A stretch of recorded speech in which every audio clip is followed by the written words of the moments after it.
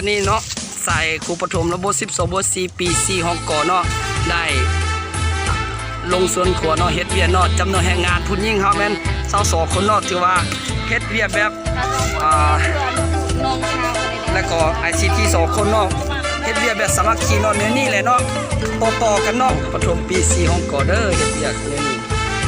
บ่เคยมีมาก่อนเนาะเฮ็ดแนวนี้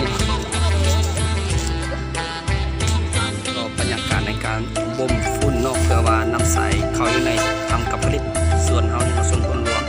เพราะว่าตัวนี้ก็แม่นเป็นอีกกิจกรรมนึงที่ในขั้นเฮาเฮ็ดแล้วก็เฮ็ดเองน้ำใสเนาะเพื่อว่าแบบเฮาบ่ใส่ฝุ่นแบบวิทยาศาสตร์คันเฮานำใส่แบบใบใหม่หรือว่าเฟื่อที่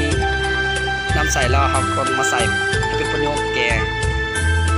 ทุกภาคนี่เนาะนี่ส่วนครัวรวมของวิทยาลัยคุณลำทางเฮาหรือว่านักเรียนนักศึกษาก็กำลังคุ้นเคี้ยวดุเดืองเนาะกระตือรือร้นในการเฮ็ดเวียกเนาะแบบนี้เนาะวิธีการปลูกฝุ่นฉะนั้นท่านผู้ชมสามารถนำเอาไปใส่ได้เนาะวิธีการนี่ก็ประมาณเดือนนึงก็เอามาใส่ได้เนาะอุปกรณ์ก็บ่มีหยังหลายเนาะอุปกรณ์หรือเครื่องมือที่นำใส่เฮาก็มีแผ่บักใหญ่ๆเนาะแผ่นยางเพื่อจะปกให้มันและส่วนผสมหรือว่าส่วนประกอบของมันมีเฟื่อแห้งเนาะแล้วก็ใบไม้แห้งที่ตกจากการอยู่แคมป์บ้านเฮาก็ยังมีเนาะเอาไว้ให้มันเป็นประโยชน์แล้วก็ลืมบ่ได้ก็คือขาดบ่ได้ก็คือเนาะฝุ่นเคาะเนาะน่าจะเป็นขี้เป็ดขี้ไก่ขี้งัวขี้ควายก็ได้เนาะดีเนาะน้ำใส่นี่แล้วก็ซ้ำที่1เฮานำใส่ปูเนาะปูเฟื่อก็เนาะแล้วซ้ำเฮาก็วางหรือว่าเอาฝุ่นเคาะลงเนาะแต่ซ้ำที่2ก็คือปกแล้วก็